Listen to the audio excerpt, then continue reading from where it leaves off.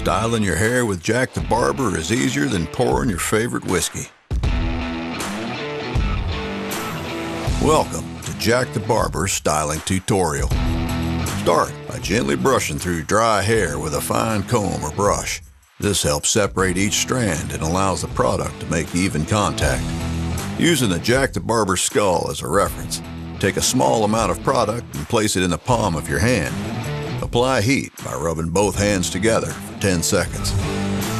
Apply the product by working back to front, ensuring even distribution. The final step, styling. Use your fingertips to style your look. If hair doesn't stay in position, apply additional product and repeat the process. Jack the Barber.